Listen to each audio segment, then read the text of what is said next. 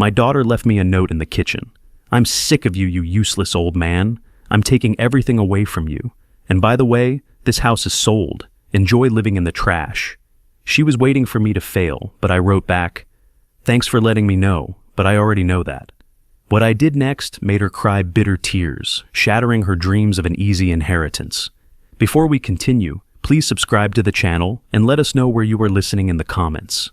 The Tampa afternoon pressed humid and heavy through my truck windows as I navigated home from the cardiologist's office. Dr. Ramirez's words still echoed in my skull. Arrhythmia, weakened left ventricle, medications adjusted again. At 63, my body had become a house with failing infrastructure. And I'd spent 3 decades as a fire inspector, knowing exactly what happened to structures when their foundations cracked. I turned onto my street in Seminole Heights, where bungalows from the 1920s sat beneath massive oaks that made the February heat almost bearable. My house appeared at the end of the block, pale yellow with white trim, the place I'd bought 35 years ago when Mildred was 3 and my wife Sarah was still alive. Now Sarah was gone 12 years, and that house held everything I had left, memories in every floorboard, my daughter's childhood etched into door frames with penciled height marks. Mitchell's black Lexus sat in my driveway. Again. I pulled up behind it, my jaw tightening. That car had been appearing more frequently over the past month. My daughter's boyfriend, a slick-talking pharmaceutical sales rep, who wore too much cologne and called me Pops, despite my never inviting that familiarity. The man was 42, 4 years older than Mildred, divorced twice, and perpetually interested in details about my financial situation. Inside, I heard voices from the kitchen. The front door swung open easily. Mildred had my spare key, came and went as she pleased. I found them at the kitchen table, renovation magazines spread like blueprints between coffee cups. Mildred looked up, her smile freezing halfway. Dad, you're back. How was the appointment? The usual, heart still ticking. Doctor says I need rest. Mitchell stood, extending his hand with that practiced salesman grip. Good to hear, Mr. Dixon. We were just looking at some ideas for updating the kitchen. I glanced at the glossy pages showing granite countertops and stainless steel appliances. My counters were Formica from 1987, but they worked fine. Looks nice. I'll leave you to it. Long day. Their relief was palpable. Papers shuffled, voices dropped to murmurs as I climbed the stairs. From the landing, I caught Mitchell's hand resting too close to Mildred's on the table, their heads bowed together like conspirators. Something cold settled in my chest that had nothing to do with my heart condition. I slept fitfully. Around 2 a.m, chest discomfort and thirst drove me from bed. I moved quietly down the hallway in darkness, my bare feet silent on hardwood floors, worn smooth by decades of walking. Through the kitchen window, I could see the back porch light on, shadows moving. The door stood slightly ajar. Voices drifted through. I froze in the darkened hallway, my hand finding the doorframe. He won't last much longer. The doctor said his heart's barely holding on. Mildred's voice. My daughter. Cold as January rain. Mitchell's response came casual, calculating. So, we're talking what? 6 months? A year? Does it matter? Once he's gone, we sell this place and finally start living. This house is worth over $400,000. And his pension account? Mildred laughed, a sound I'd never heard before, brittle as breaking glass. That too. Everything. I stood there, my knuckles white against painted wood, my heart pounding hard enough that I wondered if this was it. If betrayal would finish what genetics had started. The metallic taste of shock filled my mouth. My daughter, my only child, the girl I'd taught to ride a bicycle, whose college I'd paid for, whose first apartment deposit I'd covered, was discussing my death like a real estate transaction. I backed away silently, returned to my bedroom, closed the door with care, sat on the edge of the bed in complete darkness. The shock passed quickly, replaced by something colder and more useful. 30 years as a fire inspector had taught me to read patterns, trace evidence back to ignition points. I'd spent 3 decades studying how fires started, how they spread, how accelerants change burn patterns. This was a fire, slow burning, hidden, but unmistakable once you knew to look for it. I thought about the signs I'd ignored, Mildred's questions about my will, her sudden interest in my health, Mitchell's appearance in our lives coinciding with her inquiries about inheritance. The renovation magazines weren't about improving my kitchen. They were about staging their future. Confrontation would be useless. Accusations would only make them more careful. But I knew how to fight fires. You cut off their oxygen, remove their fuel, contain the spread. Then you watch them die. The most dangerous fires are the ones that burn slow and silent. Morning arrived with pale light through my curtains. I rose, showered, dressed, made coffee in my percolator, the one Sarah had bought at a yard sale in 1989, buttered toast, read yesterday's newspaper. When Mildred came downstairs at 7:30, I greeted her with a smile. "Coffee's fresh. Sleep well?" She studied me, searching my face for signs I knew something. "Fine. You?" Like a baby, thinking I might sort through some old paperwork today. "Get organized." Her response came too quickly. "Why? Everything's fine, isn't it?" I smiled over my coffee cup. "Of course, just spring cleaning." Mitchell arrived at 8 for breakfast, though nobody had invited him. I greeted him cordially, even offered coffee. We sat at that same table where yesterday they had pretended to discuss kitchen renovations. They relaxed gradually, convinced I suspected nothing. After breakfast, I watched from my kitchen window as they stood in the driveway, heads together, Mitchell's hand on Mildred's lower back. They looked like people planning a vacation, excited about future possibilities. They had no idea those possibilities were already burning away. I turned from the window, rinsed my coffee cup, set it in the drainer. My hands were steady, my mind was clear. They thought they were waiting for me to die. They had no idea I was already planning their funeral. The next 2 weeks, I became invisible in my own house. I watched, I documented. I learned things about my daughter I'd never wanted to know. Mitchell visited 5 times in the first week alone. I started keeping a notepad in my bedroom nightstand, recording dates and times in the methodical script I'd used for 3 decades of inspection reports. February 27th, 3:00 p.m. February 28th, 11 a.m. March 1st, 7 p.m. The pattern was clear. They'd grown comfortable, careless even, assuming my ignorance was permanent. On March 3rd, I woke to use the bathroom around midnight and saw light seeping beneath my study door. I approached silently, years of checking buildings for safety making stealth second nature. Through the gap beneath the door, I watched a phone flashlight beam sweep across file cabinets. Mildred was searching my study. She moved with purpose, trying drawer handles, examining locked cabinets. The beam lingered on my filing system, decades of documents organized by year and category. She tried the locked drawer where I kept my will, wiggling the handle with frustration, evident in the quick, sharp movements. After 5 minutes, she gave up. The light disappeared, and I heard her soft footsteps retreat toward the guest room, where she'd been staying over to help. I returned to bed and stared at the ceiling until dawn. The violation felt sharp and immediate, worse somehow than the overheard conversation. That had been words, plans, hypotheticals. This was action, her hands on my belongings, searching for the documentation of my death. The next morning over breakfast, she was all sweetness. "Dad, you must have so much paperwork. Want me to help organize your financial files?" I looked up from my scrambled eggs. "That's sweet, honey, but I've got a system.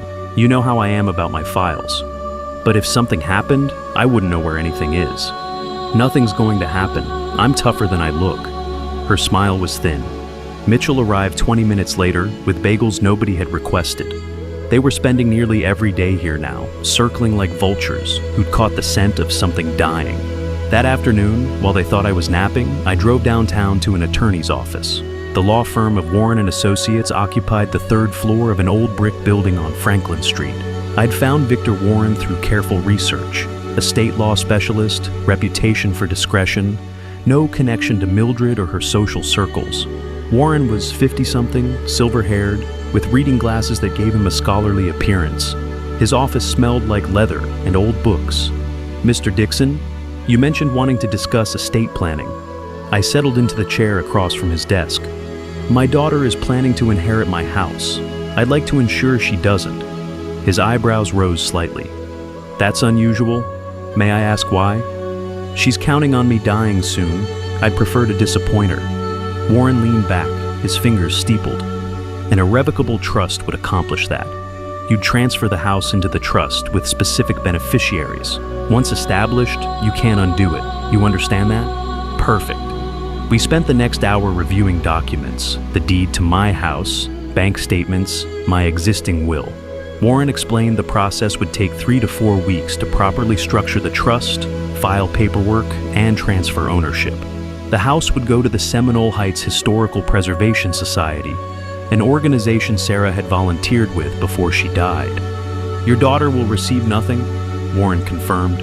Not one single shingle. On the drive home, satisfaction settled warm in my chest. The trust wouldn't just block Mildred's inheritance, it would gut her plans completely. She and Mitchell were building castles on sand that was already washing away.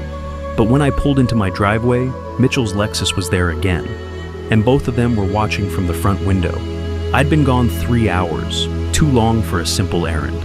Inside, Mitchell stood in my living room like he owned it. Your truck was gone for 3 hours. I set my keys on the hall table. Traffic, and I stopped at the hardware store. Needed light bulbs. Mildred's voice came sharp from the kitchen doorway. Which hardware store? I turned, keeping my expression mild. The one on Dale Mabry. Why? They exchanged glances. Mitchell's jaw worked like he wanted to say more, but couldn't figure out how to justify his interrogation. Mildred forced a smile. Just curious. We worried when you were gone so long. No need to worry. I'm not dead yet. The words hung in the air, and for a moment, Mildred's mask slipped. I saw something cold flash in her eyes, something that confirmed everything I'd overheard on that back porch. The next week crawled by. Warren called twice with questions about beneficiaries and documentation. I took both calls from my truck, parked at the public library where nobody could overhear.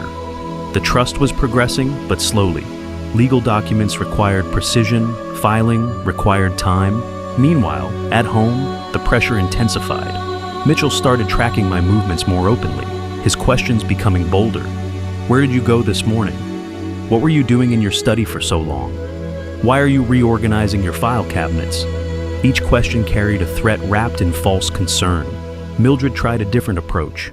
One evening, she sat beside me on the couch, her hand on my arm, playing the role of concerned daughter with practiced sincerity. Dad, I've been thinking, maybe we should put my name on your accounts, just in case something happens. I kept my eyes on the television. That's thoughtful, but I've got everything organized. Don't worry about me. But what if you have another heart episode? I'd need access to pay your bills. I've got automatic payments set up. Been doing this a long time, sweetheart. Her hand tightened on my arm briefly before she pulled away. When I glanced at her face, irritation flickered there like sparks from a struck match. She was losing patience, and that made her dangerous. That night, I lay awake, thinking about fire behavior, how accelerants change burn patterns, how you could read a scene and know when someone was preparing to torch a place.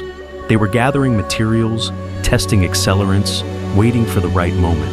I stood at my bedroom window, looking down at the street where Mitchell's car sat parked beneath the oak trees. 3 weeks until Warren finished the paperwork.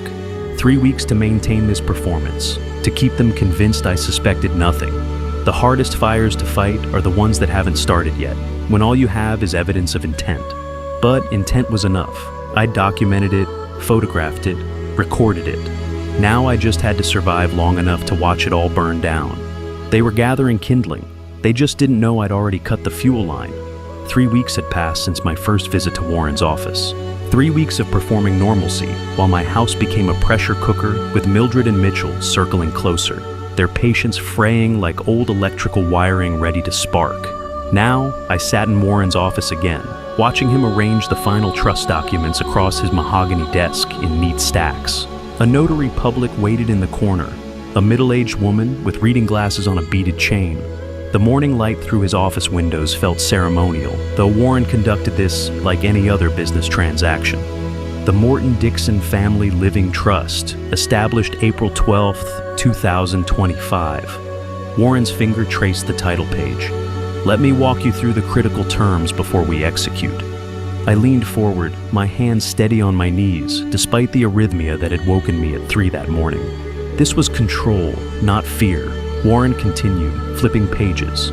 You remain sole beneficiary during your lifetime. You cannot be removed or altered from this position.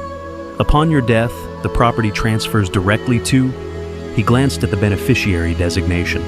Ethel Warren Dixon, your sister. Correct. The trust is irrevocable. It cannot be changed, dissolved, or challenged by heirs. Your daughter Mildred has zero claim to this property, now or in the future. He looked up, his expression serious. Once you sign this, it's permanent. That's exactly what I want. We moved through the formalities with precision, my signature on multiple pages, each one witnessed, the notary's stamp making its official mark, Warren's counter-signature as trustee. I wrote a check for $2,800, the final cost of ensuring Mildred's plans burned to ash before they could consume anything I'd built. Warren placed the originals in a burgundy folder. These go in my office safe immediately. Copies for your safety deposit box, effective upon recording with Hillsborough County, which happens tomorrow morning. He paused. Your daughter cannot know about this until you choose to reveal it. Any hints could prompt legal challenges during the recording period. I stood, accepting my copies. She'll find out when it matters most. Walking out to my truck, I felt the weight of that folder under my arm, like a weapon I'd just loaded. The spring heat hit me hard after the air-conditioned office, but I didn't mind. Everything had changed in that signing. The house Mildred was already spending in her mind belonged to someone else now. Had belonged to someone else the moment I signed my name. That evening, I sat alone in my study. Mildred was out with Mitchell, another dinner they didn't invite me to. Didn't think I noticed or cared about. Good. I needed privacy for what came next. I'd been reviewing my bank statements monthly for 3 decades, habit from fire inspection work, where details mattered, where one overlooked invoice could hide an entire pattern of fraud. Tonight, I spread March and April statements across my desk, running my finger down transaction columns with the same attention I'd once given to electrical panel inspection reports. A withdrawal caught my eye. $200, March 18th. I didn't remember making it. Checked my own records, my meticulous calendar, where I noted every ATM visit, every check written, nothing. I kept reading. $350 on March 27th, $225 on April 3rd, another $180 on April 9th. Small amounts, irregular intervals, never above $400. The threshold where my bank sent automatic alerts. Someone with account access, someone who understood banking patterns, someone who knew when I'd be out of the house long enough not to notice. I pulled my calendar closer, cross-referencing dates. March 18th, cardiologist appointment, 2 hours. March 27th, hardware store and lunch, 3 hours. April 3rd, Warren's first consultation, gone all afternoon. April 9th, physical therapy for my shoulder, 90 minutes. Every theft occurred when I was occupied elsewhere. 6 months ago, Mildred had helped me organize my banking documents, said she wanted to make sure everything was current, that I wasn't missing statements. I'd thought it was filial concern. Now I understood. She'd noted my account numbers, possibly photographed documents, maybe even reset security questions when I wasn't looking. The total came to $955. Not enough to hurt me significantly. Enough to show intent, pattern, practice. She wasn't just planning to wait for me to die. She was already stealing. I closed the statements, stacked them neatly. Changed nothing about my expression when Mildred came home an hour later, her perfume preceding her down the hallway. Didn't mention the discrepancies, didn't confront. Evidence required documentation, not confrontation. Fire investigators never rushed to judgment. We collected, measured, photographed, built cases that couldn't be disputed. Let her dig deeper. Every theft was another shovel of dirt in her own grave.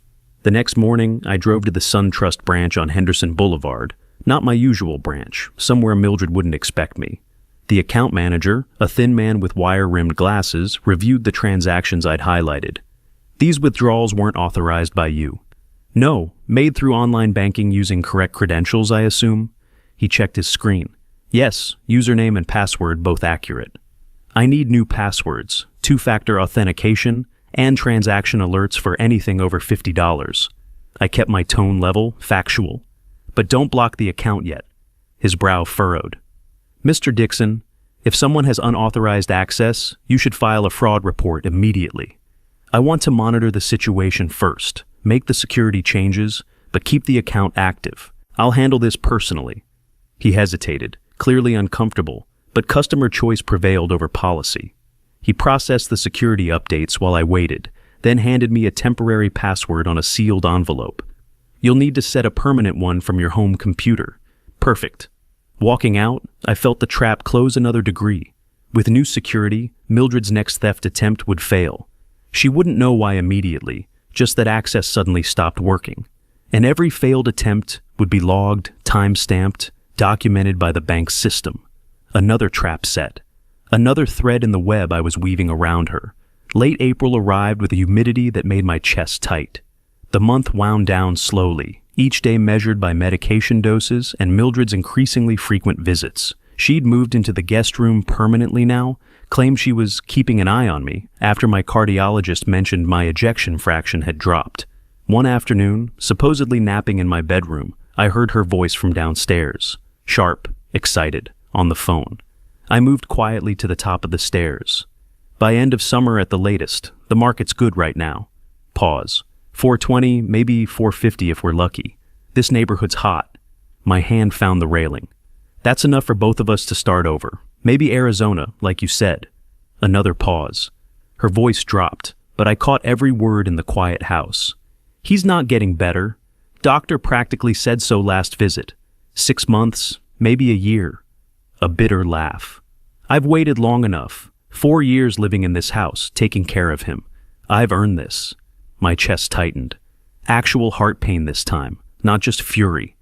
I forced myself to breathe steadily, quietly, focusing on each inhale while my daughter discussed selling properties she didn't own, planning a life funded by my death. "Just need to be patient a little longer, then we're free." The call ended. I heard her moving around, humming, actually humming. I returned to my bedroom, sat on the bed's edge. The room felt smaller, the walls pressing closer. She wasn't hoping I'd die. She was counting days, planning her future while I still breathed, but she had no idea. The house wasn't hers, had never been hers, would never be hers. I needed to move faster. The trust was secure, but if something happened to me before I exposed the thefts, she'd walk away clean. No consequences, no justice. That evening, she prepared dinner with unusual cheerfulness, humming that same tune from her phone call. I watched from the kitchen doorway, seeing a stranger wearing my daughter's face. "Oh, Dad, you're up. Feeling better?" "Well enough." Dinner was stilted. She made forced small talk, asked about my day like she cared. I responded minimally, watching her performance. She could barely mask her impatience with my continued existence. Every bite I took, every breath I drew, delayed her plans. After dinner, I returned to my study, opened my computer, entered the new password, created a document titled Evidence Log in a password-protected folder. I began typing dates, times, overheard conversations, verbatim where possible, the bank thefts, each amount and transaction number, today's phone call about selling the house by summer. I'd spent 30 years investigating how fires start. Now I was documenting one in progress, and soon I'd make sure it consumed only the people who lit it. The chest pain came at 3 a.m, waking me from shallow sleep. Not the usual discomfort. This was pressure, a fist squeezing my ribs from inside. I sat up slowly, reaching for the nitroglycerin tablets on my nightstand, dissolved one under my tongue, tasted the familiar chemical burn. 5 minutes. The pressure eased slightly, but didn't disappear. I took another tablet, knowing I was supposed to call emergency services if 2 didn't work. But I didn't call. Not yet. Too much unfinished. By morning, the episode had passed, leaving me exhausted but functional. I scheduled an emergency cardiology appointment, drove myself to Tampa General, told the receptionist I'd had chest pain overnight. Dr. Patricia Chen saw me within the hour, her expression tightening as she reviewed my EKG results. "Your ejection fraction has dropped to 30%. Your heart's pumping at less than half normal capacity."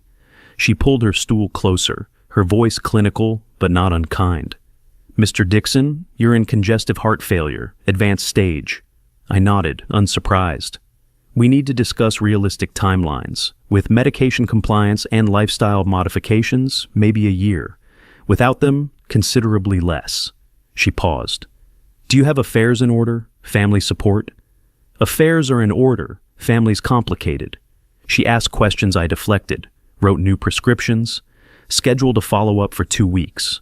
Walking out, I felt the weight of that timeline, a year, maybe less. Enough time to finish what I'd started, barely. That evening, back in my study, I reviewed bank statements again. The security changes had taken effect 3 days ago.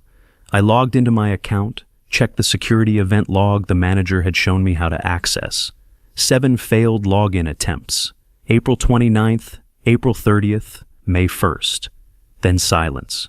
Mildred had tried repeatedly, then stopped when she realized something had changed. But the earlier thefts totaled more than I'd initially calculated. I'd found additional transactions going back further. November, December, January. Small amounts I'd dismissed as my own forgetfulness. Together, they totaled $3,400. $3,400 stolen while she smiled at me across the dinner table. I documented every transaction in my evidence log. Downloaded bank statements as PDFs, saved them in triplicate, computer, external drive, cloud storage. Built a case file the way I'd once built fire investigation reports. Comprehensive, undeniable, structured for legal review. The following morning, I drove to a different bank, Chase, across town. Opened a new account Mildred couldn't access. Transferred 70% of my funds there. Left enough in the old account to appear normal, but not enough to matter. Created a paper trail showing the transfer, the reason noted simply as security measure. Then I drove to the AT&T store on Dale Mabry Highway. A young technician, probably 25, showed me call recording apps. I explained I needed to document important conversations for legal purposes. You're in Florida, right? One-party consent state. He tapped his tablet screen. Means you can record any conversation you're part of without telling the other person. Try Tape a Call Pro. $10 a month, records everything automatically. I paid for 6 months up front. Installed the app while the technician watched, made sure I understood how it worked. Every incoming and outgoing call would now record and save to cloud storage. Driving home, I felt the web tightening, trust documents secured, bank accounts protected and documented, recording capability active, every piece in place. Over the following 2 weeks, the confrontations escalated. I'd been weak enough for Mildred to drop her mask entirely. At dinner one night, Mitchell present as always now, she barely picked at her food before speaking. Most people have the decency to not overstay their welcome. I set down my fork carefully. This is my house, Mildred. For now, everything has an expiration date. My phone sat in my shirt pocket, tape a call running silently. Every word preserved. The next incident came in the kitchen. I'd walked in on Mildred and Mitchell discussing renovation plans, again, but bolder now, with paint swatches spread across my counter. Mildred barely looked up. I don't know how much longer I can stand this, living like a prisoner in my own house. Mitchell started to respond, caught himself. Your house? I thought, it will be, soon enough. I retreated silently, my phone recording everything. The worst confrontation came over mail. I'd been organizing correspondence in my study when Mildred walked in, picked up an envelope from my desk without asking. That's my mail. She barely glanced at me. Someone has to manage things around here. I manage my own affairs. Maybe you should just let go, make things easier for everyone. The word everyone hung there, ugly in its honesty. Everyone except me, everyone who'd benefit from my absence, every conversation recorded, every casual cruelty captured in digital format, time-stamped, stored where she couldn't delete it. Late May arrived. I'd lost 12 pounds in 6 weeks, my clothes hanging loose. My reflection showed someone gaunt, older than 63, skin gray beneath brown. Dr. Chen had adjusted medications again, but they fought a losing battle. One evening, I sat on the back porch, the same spot where I'd overheard that first conversation in February. 3 months had passed. In that time, I'd secured my house in a trust, documented theft, recorded dozens of cruel statements, built a case file that would destroy whatever sympathy Mildred might claim after my death. But my body was failing faster than I'd anticipated. The pain came more frequently now. Nitroglycerin tablets consumed daily instead of weekly. Sleep became impossible without sitting upright, my lungs struggling against fluid accumulation. Inside, I heard Mildred on another phone call, her voice carried through the screen door. Just a matter of waiting now. He looks terrible, can barely make it up the stairs. I reached for my nitroglycerin bottle, hands trembling slightly, placed a tablet under my tongue. I've already contacted a real estate agent. Just preliminary discussions, to get valuations ready. The evening air felt heavy, oppressive. Lightning bugs emerged as darkness gathered, their lights pulsing like failing electrical connections. Everything's in place, just need nature to take its course. I closed my eyes, focused on breathing. The tablet dissolved slowly. My heart rate steadied marginally. She had no idea nature had already taken its course, that the house she discussed so casually belonged to Ethel now, my sister 2 states away, who'd raised 3 good children and never once suggested I was taking too long to die. Inside, Mildred's call ended. I heard her footsteps approaching, then stopping. She'd seen me through the screen door, but didn't come out, didn't offer help, just stood there briefly, then walked away. The moment was coming. I could feel it in my failing body, in her escalating boldness, in Mitchell's near constant presence. Something would break soon, my heart, her patience, the thin veneer of civility we maintained. I just needed to survive long enough to see her face when she learned the truth, when she discovered every plan, every theft, every cruel word had been for nothing. The nitroglycerin finally eased the pressure in my chest. I remained on the porch as darkness completed its arrival, listening to my daughter move through a house she believed was hers, planning a future built on my death. Let her plan, let her scheme, let her count her money and measure her freedom. I'd already made sure she'd receive exactly what she'd earned, nothing. 3 nights after the back porch episode, I sat in my study reviewing evidence files. The computer screen cast pale light across documentation I'd spent months assembling. Bank statements, recordings, photographs. My chest ached, but I'd learned to work through the discomfort. Nitroglycerin tablets within reach, always. Then the pain arrived like a freight train, not the usual pressure. This was crushing, absolute, a vice compressing my ribcage from inside. Both arms went numb. I tried to stand, collapsed back into my chair. Cold sweat soaked through my shirt in seconds. My vision narrowed, sounds muffled like I'd been submerged underwater. This was it. The big one doctors warned about. I grabbed for my phone, but my hands shook violently, fingers unable to grip. Tried to call out, "Help!" but my voice came as barely a whisper. The study door seemed impossibly far away. Footsteps in the hallway. Mildred's voice calling something I couldn't process. She appeared in the doorway, froze, saw me slumped in the chair, face gray, gasping like a landed fish. Our eyes met. For one terrible, crystalline moment, I watched her calculate, saw the decision forming behind her expression. Help or let nature take its course. This was her chance. Everything she'd planned, everything she'd stolen, resolved right now if she just walked away. Then her mask snapped on. "Dad, oh my, I'm calling 911. She pulled out her phone, started speaking rapidly to the dispatcher. But I understood. She called them because she needed it to look natural. Needed witnesses to her concern, her horror, her grief. My last conscious thought before darkness claimed me. She's already planning my funeral. I woke 3 days later in Tampa General's ICU. Tubes everywhere, down my throat, in my arms, monitoring machines beeping rhythms I felt rather than heard. Disoriented, struggling to understand where I was, what happened. A nurse appeared, checked monitors. "Mr. Dixon, welcome back. You gave us quite a scare." "What?" My voice sounded wrong, rough from intubation. "Massive myocardial infarction, emergency surgery. They placed 2 stents. She adjusted something on my IV. Doctor will be in shortly." Dr. Chen arrived an hour later, her expression serious but not grim. "Mr. Dixon, you're lucky to be alive. It was close." "How close?" "Your heart stopped twice in the ambulance. The paramedics brought you back both times." "Twice. I died twice. Literally flatlined, ceased existing, then been forced back into this failing body. The next 9 days blurred together. Physical weakness so extreme that lifting my arm exhausted me. Walking to the bathroom required assistance, but my mind stayed sharp. I used that time to think, to plan, to understand exactly what would happen next. Mildred visited 3 times. First visit, day 4. She brought flowers, grocery store carnations, nothing expensive. Sat beside my bed, held my hand with fingers that felt too cold. "Dad, you scared me so much." Her eyes were completely dry, No tears, not even the attempt at crying. After 10 minutes of performance, she shifted.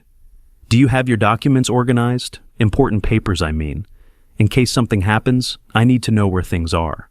I pretended exhaustion, let my eyes close. She left 15 minutes later, irritation poorly disguised. Second visit, day 8, shorter. She skipped pleasantries entirely. Do you have a will? I need to know where things stand. Everything's in order. But where? What lawyer? In order, I repeated, letting the words slur slightly. She left quickly, frustrated by my vagueness. Third visit, day 11, final visit before discharge. She barely stayed 10 minutes. Doctor says you're going home tomorrow. I'll have things ready for you. I watched her leave, saw her check her phone immediately in the hallway, texting someone, Mitchell, probably, making arrangements. Each visit I studied her, the impatience poorly hidden, the questions about paperwork, the absolute lack of genuine concern. She wasn't waiting for my recovery. She was waiting for my death certificate. Discharge came mid-June. I expected Mildred to pick me up. Hospital protocols required someone to drive you home. I waited in the wheelchair at the entrance, nurse hovering, watching cars pull up and depart.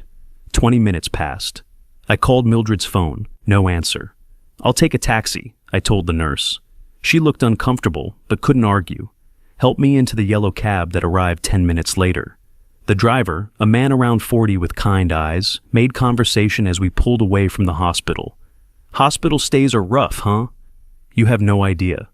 25 minutes through Tampa traffic to Seminole Heights. During the drive, I felt something shift inside me.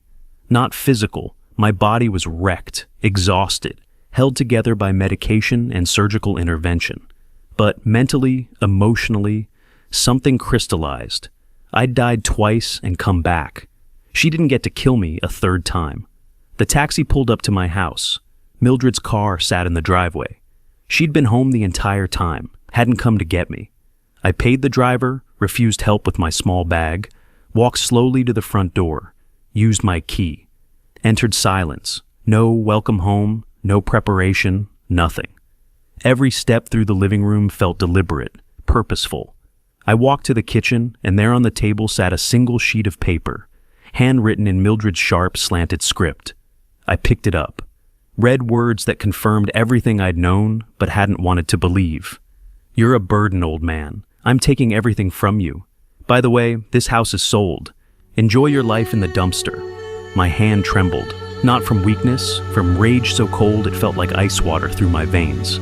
I read it twice, making absolutely certain I wasn't misunderstanding. The cruelty was breathtaking.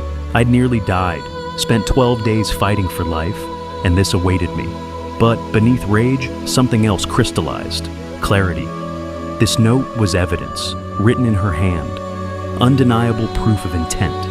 I took my phone out, photographed the note from multiple angles, documented the evidence, set it carefully back on the table. Then I walked through my house, checking rooms like a crime scene investigator. My bedroom, untouched but feeling violated somehow, like she'd been through my belongings. My study, papers slightly disturbed, file cabinet lock scratched. She'd tried to break in while I was hospitalized, hadn't succeeded.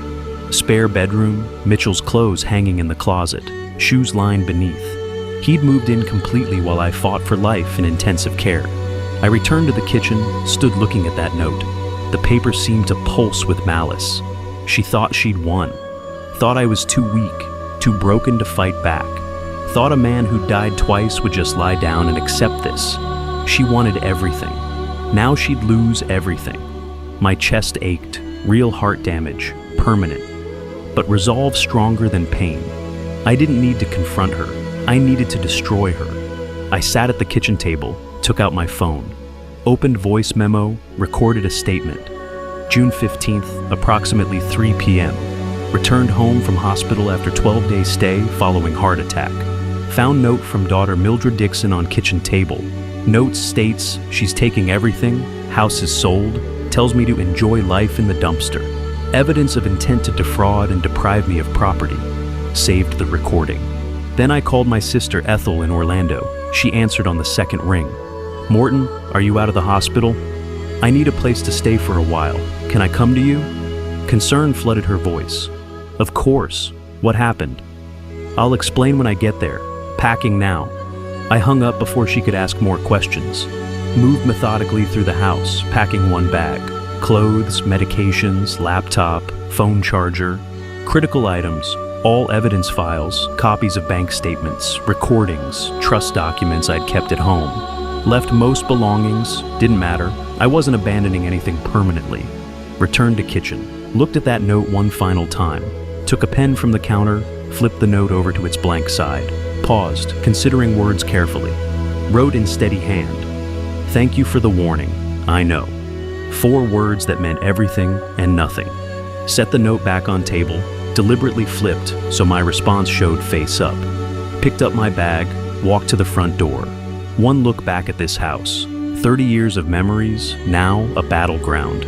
Stepped outside, closed the door behind me. She wanted me gone. Careful what you wish for. I drove east on I-4 toward Orlando, watching Tampa disappear in my rearview mirror. 90 miles felt longer than usual with chest pain radiating through every breath. But I pushed through. Mildred thought I was broken. Dead man walking. She had no idea what was coming. Ethel's house sat in College Park, a quiet neighborhood with old oaks and houses that looked like they had witnessed generations. She met me at the door, her expression shifting from concern to alarm when she saw me. "Morton, you look terrible." "I feel worse." I let her take my bag, followed her inside. Her living room smelled like the lemon oil she used on furniture, familiar and safe. She guided me to the couch, made me sit while she fetched water and my medications. "Are you going to tell me what's happening?" Mildred left me a note, said the house is sold, told me to enjoy life in a dumpster. Ethel's hand stopped mid-motion. "While you were in the hospital, after you nearly died?" The note was waiting on the kitchen table when I got home. She sat beside me, her teacher's instincts taking over, assessing, processing, planning. Ethel had raised 3 good kids after her husband passed, ran a classroom for 30 years. She recognized cruelty when she saw it. "What are you going to do?" What I should have done months ago. Fight back. That evening, I slept in her guest room. First real rest in weeks, knowing someone actually cared whether I survived the night. Morning came with clarity. I called Warren from Ethel's back porch, watching cardinals fight over her bird feeder. "Mr. Dixon, I heard about your hospitalization. How are you?" "Alive, barely, but that's not why I'm calling." I explained about the note, about coming home to that message after nearly dying. "I want the letter sent today. Certified mail, signature required." Warren paused. "The trust notification letter?" "Yes. Time for Mildred to learn exactly what she's inheriting. This will be quite a shock for her." "That's the idea?" We discussed timing, delivery methods, exact wording. Warren would draft a formal notification letter explaining the irrevocable trust, that the house now belonged to Ethel, that Mildred had 0 claim, certified mail, requiring signature, evidence of delivery. "It'll go out this afternoon," Warren confirmed. "Should arrive in 2 days." I found out later what happened after I left.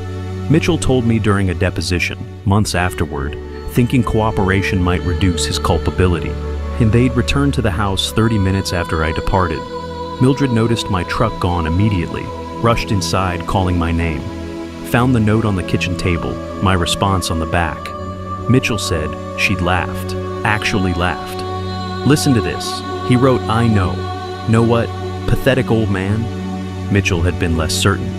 "What do you think he means?" "Nothing. He's trying to sound mysterious, probably confused from all the medication." They'd celebrated that night, ordered takeout, drank wine, discussed renovation plans. Mildred already had real estate appointments scheduled, contractors lined up. In her mind, the house was sold, money divided, new life starting. 2 days later, June 18th, the letter arrived. I was at Ethel's, sitting on her porch with morning coffee, when my phone rang. Mildred. I let it go to voicemail. She called again. 6 times in 10 minutes. Then Warren called. "Your daughter has the letter." "Good. What's your next move?" I wait, let her panic. Then we move on the theft charges. At the Tampa house, Mildred stood in the kitchen reading Warren's letter for the 3rd time, Mitchell watching her face drain of color. The letter was formal, devastating in its simplicity. "Dear Ms. Dixon, This letter serves as official notification that the property located at 2847 Palmetto Avenue, Tampa, Florida, has been placed in the Morton-Dixon Family Living Trust, established April 12, 2025. This trust is irrevocable and cannot be modified, dissolved, or challenged. Upon Mr. Morton-Dixon's death, the property will transfer directly to Miss Ethel Warren Dixon of Orlando, Florida. You have no legal claim to this property now or in the future. All documentation has been properly filed with Hillsborough County and is a matter of public record. Sincerely, Victor Warren, Esquire Warren and Associates. Mitchell read over her shoulder. When did he do this? April. Her voice came out strangled. He did this in April, before the heart attack, before... She stopped, realization washing over her features. He knew. That's what the note meant. I know. He knew everything. The bank account, Mitchell said slowly. You said you were accessing his pension. If he changed the security, Mildred's face went white. If he documented the withdrawals, she grabbed her phone, tried calling again. I watched it ring from Ethel's porch, let it go to voicemail, watched her try again. By evening, I had 87 missed calls from Mildred. Voicemails ranged from apologetic to furious to desperate. I deleted them without listening fully. Didn't matter what she said now. Ethel brought me dinner on the porch. She's still calling? Every 10 minutes. Are you going to answer? No. What happens next? I looked at my phone, watching another call come through, watching it ring and ring until voicemail picked up. Warren files police reports tomorrow. Bank fraud, elder abuse, attempted theft. Everything documented, time-stamped, recorded. Will she go to jail? Probably not. First offense, she'll likely get probation, restitution, community service. But she'll have a record, criminal conviction, that follows you forever. And the house?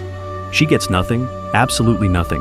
After everything she planned, every cruel word, every dollar stolen, she walks away with nothing. The sun set over Orlando, painting Ethel's yard in orange and gold. My phone rang again. Mildred's name lit the screen. I let it ring. Ethel sat beside me. You've been planning this for months.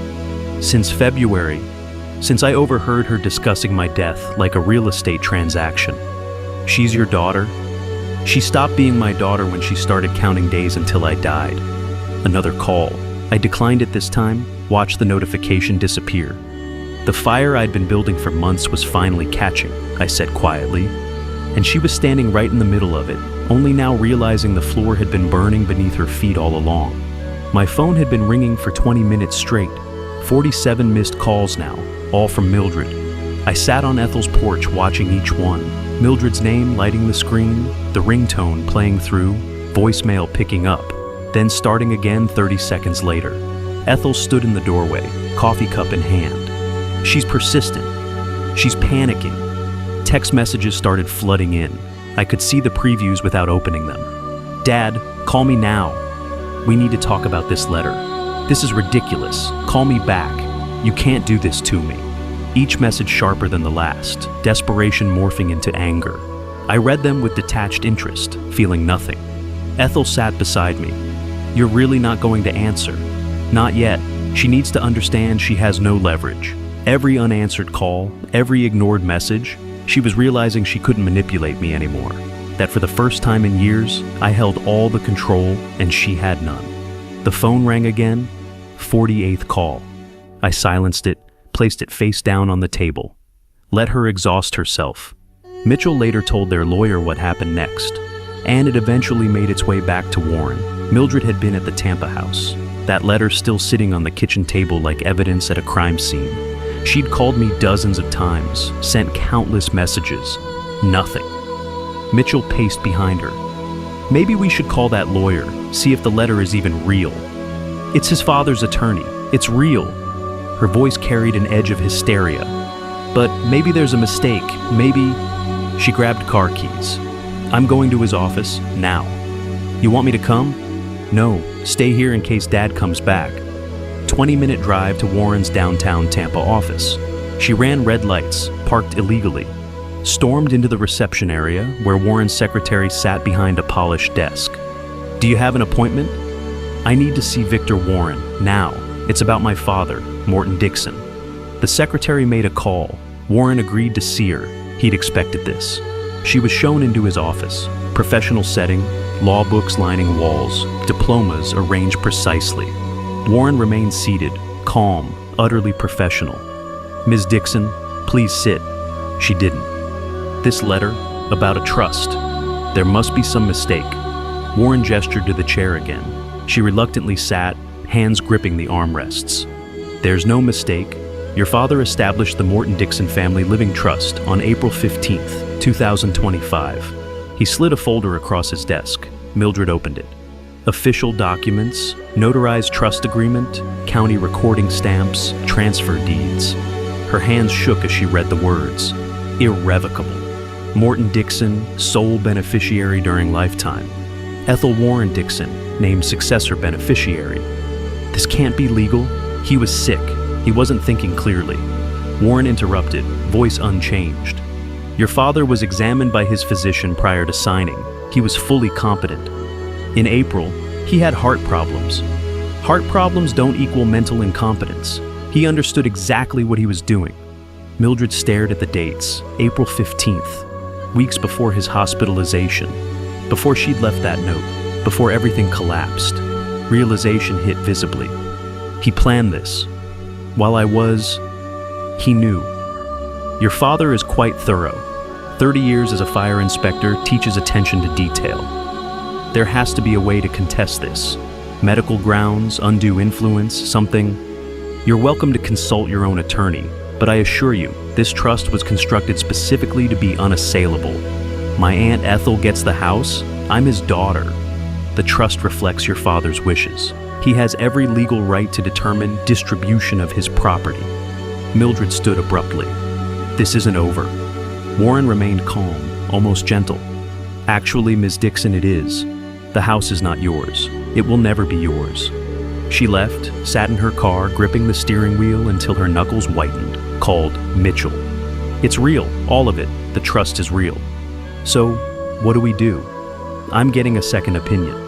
She spent the afternoon consulting another attorney, paid $300 for a consultation. This lawyer reviewed the trust documents Warren had copied for her, delivered the same verdict. This is ironclad. Irrevocable means unchangeable. Your father retains all rights during his lifetime, then the property transfers exactly as specified. What if he was coerced? What if that attorney manipulated him? You'd need proof, and given the documentation here, medical clearance, psychiatric evaluation, proper witnesses, you'd lose. So I get nothing? Not from this property, no. $300 poorer and completely trapped. That evening, alone at the house, Mitchell had gone home, too stressed to stay. Mildred started texting me again. The messages shifted from desperate to threatening. You planned this? You knew what I was doing. This is elder abuse. I'll report you. I took care of you for years, and this is how you repay me? You're a vindictive old man. I hope you're proud. I'll sue you. I'll contest this. You haven't won. Answer your phone, you coward. They kept coming, increasingly unhinged. I sat at Ethel's kitchen table reading each one as it arrived. Ethel looked over my shoulder. She sounds unstable. She sounds exposed. I saved every message. More evidence of her character, her intentions, her true nature stripped of pretense. I didn't respond to any. Let her rage. Let her threaten. Every word she sent made my case stronger. The next morning, I made a decision. I need to go back to Tampa today. Police station. Ethel looked up from her newspaper. Want me to come? No, this I do alone. I drove the 90 miles back to Tampa, used the time to organize my thoughts, review my documentation one final time. Went directly to the Tampa Police Department, District 3 station in Seminole Heights. Asked at the front desk to file a complaint about financial fraud. Was directed to the Economic Crimes Unit. Officer Rodriguez, the intake officer, was maybe 35, thorough in his questions. I presented my prepared evidence across his desk. Bank statements showing $6,200 in unauthorized withdrawals over 3 months. Spreadsheet documenting each transaction. Date, amount, my whereabouts, proving I hadn't made them. Bank's documentation of failed login attempts after I'd changed security. Written statement explaining Mildred had gained access to my account information by helping with finances months earlier. Rodriguez reviewed the materials carefully. "This is very thorough, Mr. Dixon. I was a fire inspector. Documentation is what I do. You understand this is your daughter? Filing charges could result in criminal prosecution. I understand. She stole from me. There should be consequences." He nodded slowly. "We'll need to verify these transactions with your bank. Expect a detective to contact you within a week." I provided contact information, Ethel's Orlando address temporarily. Rodriguez had one more question. "Why wait until now to file? These thefts go back to February." I needed to be sure. I needed complete documentation. And I needed to be somewhere she couldn't intimidate me into dropping charges. Understanding crossed his face. "We'll be in touch." I drove back to Orlando, arriving early evening. Ethel was preparing dinner. "How did it go?" "Police have everything, now we wait." "You really think they'll prosecute?" $6,000, unauthorized access, clear pattern of behavior. "Yes." We ate quietly. My phone buzzed. Mildred again. "I know you filed something. Mitchell saw police activity. You're going to regret this." I showed the text to Ethel. "Is that a threat?" "That's more evidence." I took a screenshot, saved it in my documentation folder. She was unraveling. Every move she made now hurt her case more than mine. The trap I'd been building for months was finally closing, and she'd walked right into the center of it, still not understanding how thoroughly she'd been outmaneuvered. 1 week later, Warren called with news I'd been expecting. "Mildred has filed a civil suit. She's claiming you weren't of sound mind when you signed the trust documents in April." I stood on Ethel's porch, watching rain clouds gather over Orlando. "What's our defense?" "Medical documentation. We'll need psychiatric evaluations, multiple doctors examining you, confirming competency. Set it up, whatever it costs." "This will be expensive. 3 separate psychiatrists, court fees." I said whatever it costs. The evaluations happened over 10 days. 3 different psychiatrists, 3 separate appointments. I drove to Tampa each time, sat in sterile offices answering the same questions. The first psychiatrist, Dr. Harold Chen, was methodical. "Mr. Dixon, can you explain why you established this trust?" "My daughter was stealing from me, planning to inherit my house, sell it immediately after my death. I wanted to ensure she received nothing." "That's quite clear reasoning. Can you walk me through the trust structure?" I explained it precisely. Irrevocable trust, myself as sole beneficiary during lifetime, Ethel as successor. The legal terminology I'd learned, the implications I understood completely. Dr. Chen made notes. "Your understanding is sophisticated. You clearly comprehended what you were signing." The second evaluation, Dr. Sarah Mitchell, focused on my emotional state. "How do you feel about your daughter now?" "Disappointed, betrayed, but clear-headed about necessary actions." Some might say this response is vindictive. Some might say protecting yourself from theft is survival. She smiled slightly. "Indeed." The third psychiatrist, Dr. Robert Warren, no relation to my attorney, asked about my heart condition. "Your daughter claims your medical issues affected your judgment. I have congestive heart failure. It affects my physical capacity, not my mental acuity. Can you perform basic calculations for me?" I did. Math problems, memory tests, logical reasoning exercises, passed everything easily. 3 weeks after Mildred filed her lawsuit, we stood in Hillsborough County Circuit Court, Judge Patricia Hernandez presiding, a woman in her 50s with steel gray hair and an expression that suggested she'd seen every courtroom manipulation possible. Mildred sat at the plaintiff's table with her attorney, Mark Sullivan, a man in his 40s wearing an expensive suit that screamed desperation. Mitchell sat behind them in the gallery, looking increasingly uncomfortable. Warren and I sat at the defense table. He'd prepared me thoroughly. Answer questions directly, don't elaborate, let the evidence speak. Judge Hernandez reviewed the submitted documents. I read the petition, reviewed the psychiatric evaluations.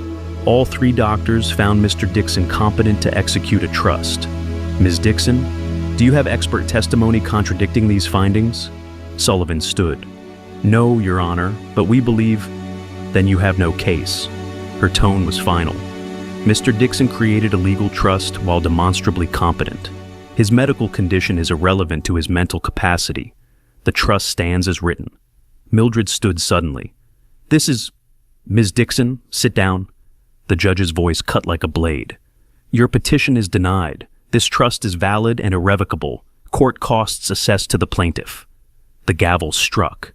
Mildred remained standing, her face flushed with rage and disbelief, until Sullivan pulled her down.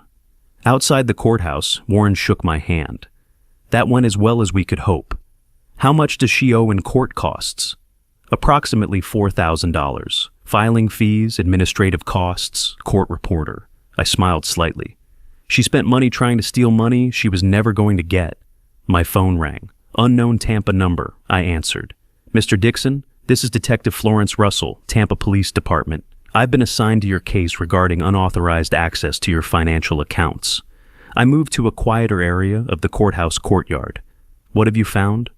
Between February and April 2025, your daughter withdrew $6,200 in 47 separate transactions, all unauthorized, all using stolen account credentials. What happens now? This qualifies as grand theft third degree under Florida statute, a felony. I'll be contacting Ms.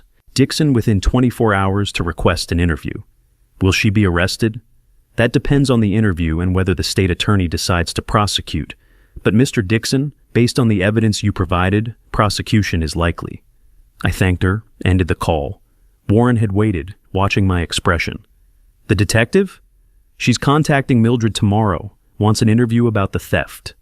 Felony charges? Likely." Warren was quiet for a moment. "Your daughter went from expecting to inherit hundreds of thousands to facing criminal prosecution.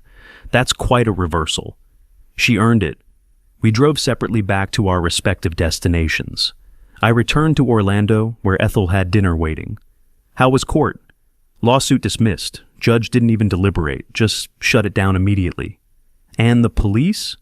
"Detective called during the recess. She's interviewing Mildred tomorrow." The next day, I didn't have to wait long for news. Mildred called me. First time she'd actually gotten through in weeks because I answered this time.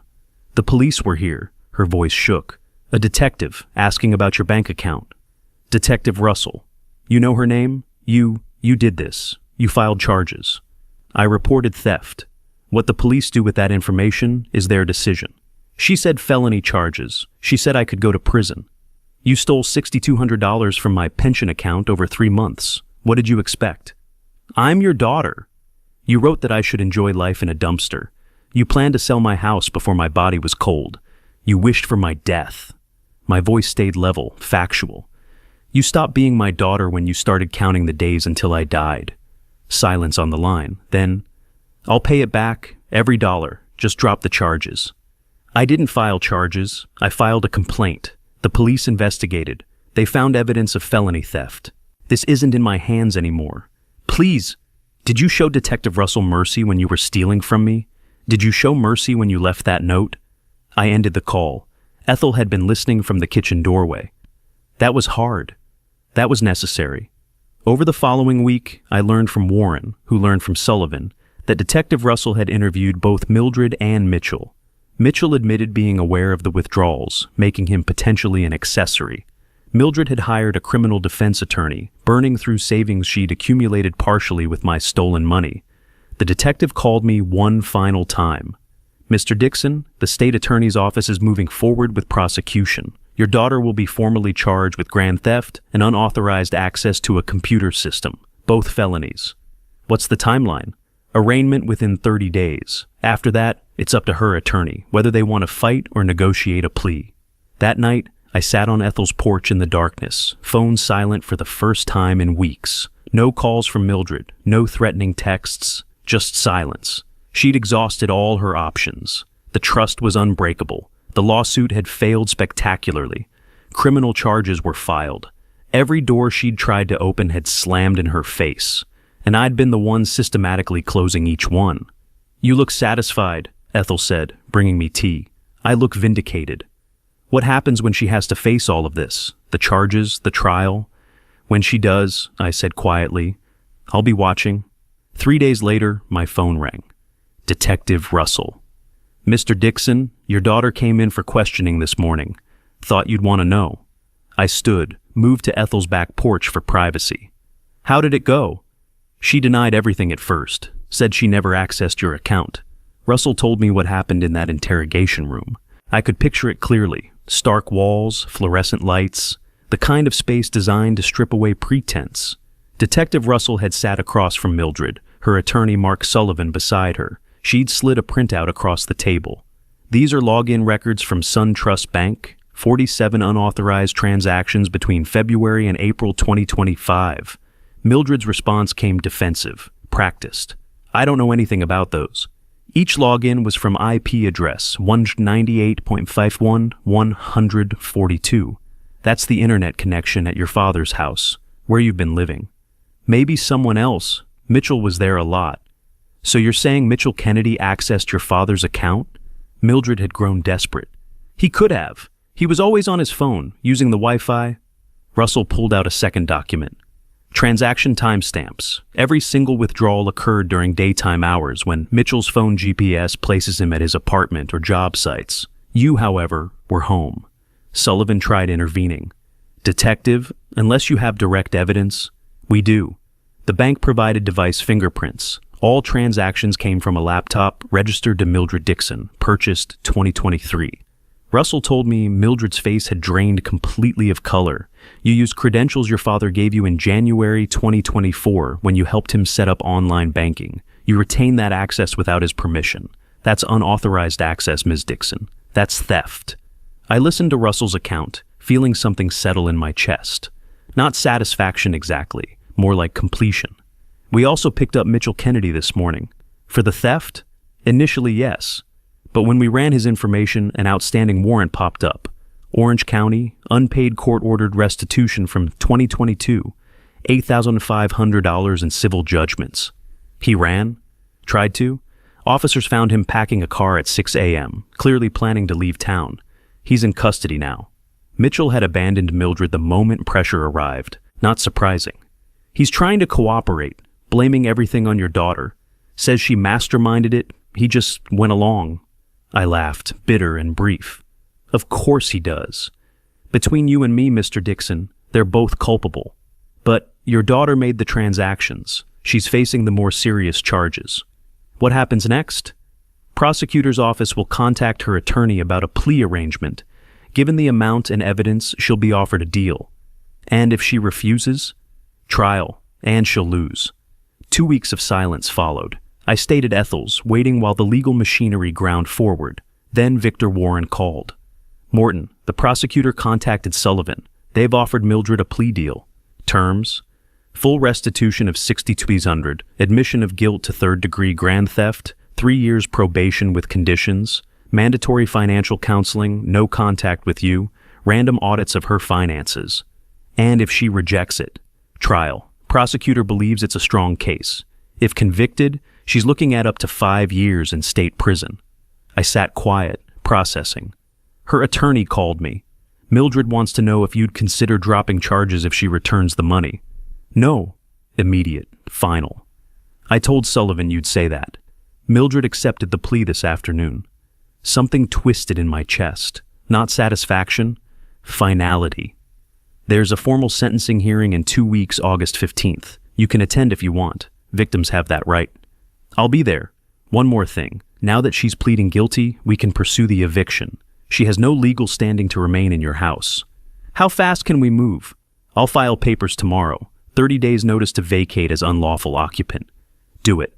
I hung up, sat quietly in Ethel's living room. She looked up from her book. She took the deal. 3 years probation, felony conviction. She'll carry that record forever. Is that enough? I looked at my sister. It has to be. I can't give her more years in prison, but I can give her consequences. The next day, Warren's office prepared the eviction notice. A process server delivered it to the Tampa house. Mildred signed for it, read the words that ended her last claim to anything I'd built. Demand to vacate premises. You are hereby notified that you are unlawfully occupying property located at 2847 Palmetto Avenue, Tampa, Florida. You have no lease, rental agreement, or legal right to occupy said premises. You must vacate within 30 days of this notice, by September 3rd, 2025, or legal action will be taken. Warren called me that evening. Process server said she read it and started crying. I felt no sympathy. just resolution. That same evening, my phone started ringing. Mildred, over and over. First day, 34 missed calls. Text messages flooding in. Dad, please answer. I need to talk to you. Where am I supposed to go? You're really throwing me out? I'm your daughter. I read each one, didn't respond. Second day, 53 more calls, 87 total over 2 days. Voicemails piled up. I didn't listen. Ethel watched me watching the phone ring. She's desperate. She should have thought about that before. Evening of the second day, the phone rang again. Mildred. Call number 87. Ethel looked at me. Are you going to answer eventually? I considered, then accepted the call. Put the phone to my ear, said nothing, waited. Mildred's voice came broken, crying, barely coherent. Dad, please. I know you're there. I'm here. Thank you for answering. I've been trying to reach you. 87 times, I counted. I need to talk to you about this eviction notice. There's nothing to talk about. You don't live there anymore. But where am I supposed to go? I don't have money for first and last month's rent. You had $6,200 of my money. You should have saved it. I'll pay you back, every cent. Just let me stay until I figure things out. No, single word. Final as a door slamming. Dad, please. I'm sorry. I made mistakes, but I'm your daughter. You wrote that I was a burden, that you were taking everything, that I should enjoy life in a dumpster. Silence on the line. You made your choice, Mildred. You chose money over your father. You chose to steal from me while I was dying in a hospital. Now live with those choices. Mitchell convinced me. I cut her off. Mitchell is in jail. You made your own decisions. You're an adult. She cried harder. You have 30 days. Pack your things. Find somewhere else to live. That house was never yours. Where am I supposed to go? That's not my problem anymore. I almost hung up, then added one more thing. You wanted your freedom from the old man who was in your way. Now you have it. I ended the call before she could respond. Set the phone down. My hands were steady. Ethel spoke quietly. That was hard. Necessary. We sat in silence. She finally asked, when will you go back? End of the month, September 1st, after she's gone. What if she doesn't leave? Warren will handle it. Sheriff's deputies if necessary. I thought about the house, my home for 30 years, now tainted by betrayal, but still mine, still standing. Are you okay? Ethel asked. I considered. I will be, once I'm home again. My phone buzzed. Text from Warren. Sentencing hearing confirmed August 15th, 10 a.m., courtroom 4C. I replied, I'll be there. Looked at the calendar on Ethel's wall. August winding down, September approaching. One more week, then the house. Then it was over. I'd come home to ashes. Now I'd rebuild from them. August 31st arrived with morning heat that promised another scorching Florida day. I packed my single bag at Ethel's house, preparing for the 90-mile drive back to Tampa. Back home. She watched me from the kitchen doorway. You sure you want to do this alone? Yes. Call me when you get there, when it's done. I drove west on I-4, watching Orlando fade in my mirrors. The highway stretched familiar and strange simultaneously. I'd traveled this route dozens of times over the past months, but today felt different.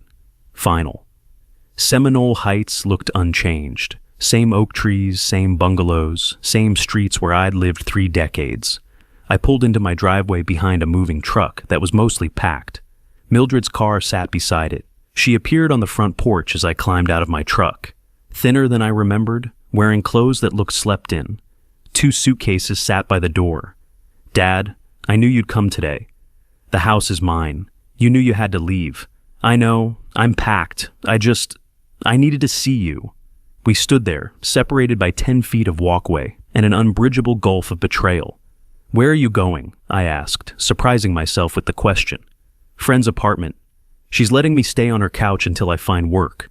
Mildred's voice carried exhaustion. Hard to get hired with a felony conviction. Consequences have weight.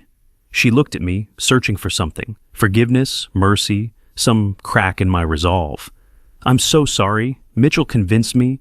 So you blame Mitchell during police questioning. Now you're blaming him to me. When do you take responsibility? Please, Dad, I'm your daughter. Doesn't that mean anything? I thought about that. About the little girl I'd pushed on swings. About teaching her to ride a bicycle. about working double shifts to afford her college, about Sarah dying and leaving me with this child who'd become a stranger. I spent 30 years as a fire inspector, I said quietly. Fires don't start by accident. Someone always makes a choice, lights the match, adds accelerant. You set a fire, Mildred. You lit the match. So I deserve being homeless? Having a criminal record? I'm saying you earned consequences. This isn't revenge. This is justice. She started crying again. I felt nothing watching her tears. They'd run dry for me months ago. I made mistakes. You made choices, calculated ones, over months. I looked at the moving truck. You're leaving today? I have to be out by tomorrow. The notice said September 3rd, but Warren's office called yesterday. Said if I wasn't gone by today, sheriff's deputies would remove me. Good. Warren had applied pressure. Mildred wiped her face. When will I see you again? I don't know. Maybe never. That depends on you. What do you mean? Whether you become someone worth knowing again, someone honest, someone who takes responsibility. Until then, I paused. Goodbye, Mildred. She stood there, shock and disbelief warring on her features. You're really done with me? Your only child? You were done with me the moment you started counting days until I died. I walked past her, key in hand, toward my front door. She didn't try to stop me, just stood there crying as I unlocked the door I'd been locked out of for months by my own absence. Goodbye, Dad, she whispered. I stepped inside without responding, closed the door behind me. Through the window, I watched her gather her suitcases, load them into her car. The moving truck pulled away first. Then Mildred's car followed, disappearing down the street. I stood in my living room, listening to silence. The house felt empty, but also mine again. I walked through it slowly. Kitchen where I'd found her cruel note. Study where I'd compiled evidence. Bedroom where I'd heard my heart failing. Each room carried ghosts of the past months. In the living room, I stopped at the mantel. Sarah's photograph sat where I'd left it, her smile frozen in time, forever 47 years old. I picked up the frame. I handled it, I told her photo. It wasn't pretty, but I handled it. Sarah had always believed in justice balanced with mercy. I'd given Mildred mercy, no prison time, just probation. But justice required consequences. Balance had been restored. I made coffee in my kitchen, the percolator's familiar sound grounding me in routine. Sat at my table, the same table where that note had waited, and drank it slowly. My phone rang. Ethel. How did it go? She was waiting. We talked. She left. How do you feel? Tired, but settled. Come for dinner Sunday. Whole family will be here. Your family. I'll be there. We talked a few more minutes, then hung up. I sat finishing my coffee, looking around my kitchen. Same counters, same cabinets, same view of the backyard through the window. But different too. I was different. 3 months ago, I'd been a man dying while his daughter circled like a vulture. Now, I was a man who'd survived, fought back, reclaimed what was his. The trust paperwork sat in my study, safe and irrevocable. Ethel would inherit this house someday when I actually died, not when Mildred wished it would happen. The evidence files remained backed up in 3 places, proof of what had occurred. The court records existed permanently, documenting her guilt. I'd built a case the way I'd once investigated fires, methodically, thoroughly, leaving no wipes for doubt. Outside, late afternoon sun painted my yard golden. The oak tree I'd planted when Mildred was 5 had grown massive, its branches reaching across the property line into the neighbor's yard. That tree would outlive me. This house would outlive me. And when I was gone, it wouldn't be stolen. It would be given, deliberately, to someone who'd never counted the days until I died. I washed my coffee cup, dried it, placed it in the cabinet where it belonged. My phone buzzed. Text from Warren. Welcome home, I replied. Thank you for everything. Another text arrived. Dinner soon? On me. Next week, I'll call. I stood at my kitchen sink, looking out at the yard, the oak tree, the life I'd almost lost to betrayal. The house settled around me with familiar creaks and sighs. The fire had burned itself out. Only I remained, standing in what could have been ashes but was instead solid ground, scarred but intact, wounded but surviving. I'd spent 30 years preventing fires from destroying what people built. Then I'd spent 3 months watching one try to consume me. But I'd been the better fire inspector in the end. I'd found the ignition point, documented the accelerants, traced the pattern back to its source. And I'd done what fire inspectors do. I'd made sure everyone understood exactly how the fire started, so the next one couldn't. Evening arrived, bringing cooler air through my windows. I turned on lights against the gathering darkness, made myself dinner, simple, just enough. Ate at my table in my kitchen in my house.